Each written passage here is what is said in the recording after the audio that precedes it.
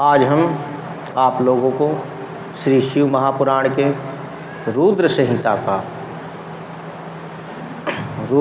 का जो सती खंड है, रुद्र संहिता का द्वितीय खंड जो है सती के नाम से, उसका 13वां अध्याय आगे हम श्रवण करेंगे और आप लोगों को सुनाएंगे।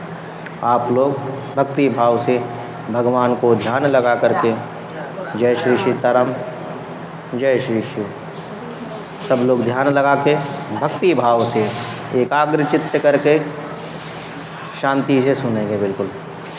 तो सबसे पहले भोले बाबा को प्रणाम करेंगे, शिव जी को, और पृथ्वी मैया को प्रणाम करते हुए भगवान का ध्यान करते हुए कथा का श्रवण करेंगे। ब्रह्मा जी की आज्ञा से दक्ष द्वारा मैथुनी सृष्टि का आरंभ, अपने पुत्र हर्षियों और सबलाशुओं को निवृत्ति मार्ग में भेजने के कारण दक्ष का नारद को शाप देना।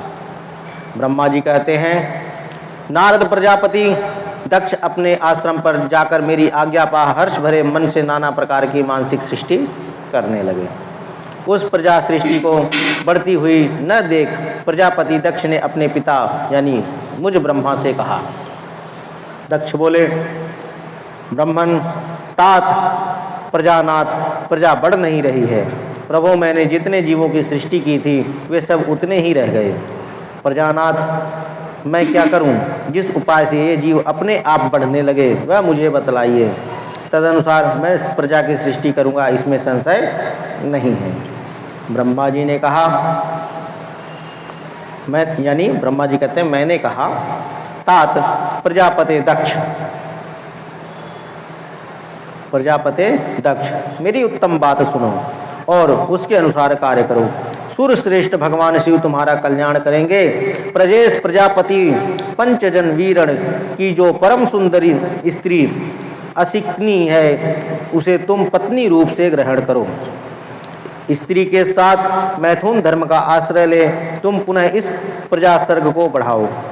असिकनी जैसी कामिनी के गर्भ से तुम बहुत सी संतानें उत्पन्न कर सकोगे। ये किसने कहा? ब्रह्मा जी ने कहा। प्रजापति ब्रह्मा जी ने दक्ष से कहा कि असिकनी नाम की एक स्त्री थी, सुंदरी थी, बोलते हैं आप इससे शादी कर लो और इससे अनेक संतानें उत्पन्न होंगी। तो तदंतर मैथुन धर्म से प्रजा की उत्पत्ति करने के उद्देश्य से प्रजापति दक्ष ने मेरी आज्ञा के अनुसार वीरण प्रजापति की पुत्री के साथ, वीरण प्रजापति थे, उनकी जो पुत्री थी उसका नाम असिकनी था, विवाह किया। अपनी पत्नी वीरणी के गर्भ से प्रजापति दक्ष ने 10,000 पुत्र उत्पन्न किए। कितने? 10,000 पुत्र दक्ष ने उत्पन्न किए। अब तो एक ही दो में तौबा बोल जाते हैं, बोलते हैं बस करो, इससे ज़्यादा नहीं, ये गलत है। तो कहते हैं जो अयर्ष कहलाए वे मुने, वे सब के सब पुत्र समान धर्म का आचरण करने वाले हुए। पिता की भक्ति में तत्पर रहकर वे सदा वैदिक मार्ग पर ही चलते थे। एक समय पिता ने उन्हें प्रजा की सृष्टि करने का आदेश दिया।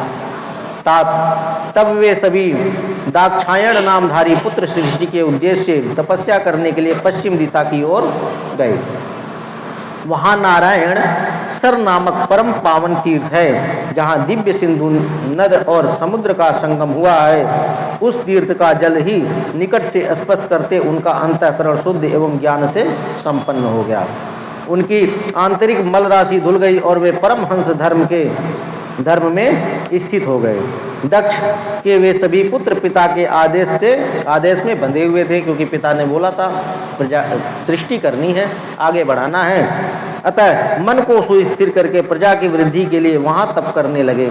वे सभी सत्पुरुषों में श्रेष्ठ थे, बहुत महात्मा लोग थे। नारद, जब तुम्हें पता लगा कि हर्षवर सृष्टि के लिए तपस्या कर रहे हैं, तब भगवान लक्ष्मीपति के हार्दिक अभिप्राय को जानकर तुम स्वयं उनके पास गए और आदर पूर्वक बोले, बोले, दक्ष पुत्र हर्षवर, तुम लोग पृथ्वी का अंत देखे बिना सृष्टि रचना के लिए कैसे उद्यत हो गए? ब्रह्मा जी कहते हैं, नारद, हर्ष आलस से दूर रहने वाले थे और जन्म काल से ही बड़े बुद्धिमान थे। वे सबके सब तुम्हारा उपयुक्त कथन सुनकर स्वयं उस पर विचार करने लगे।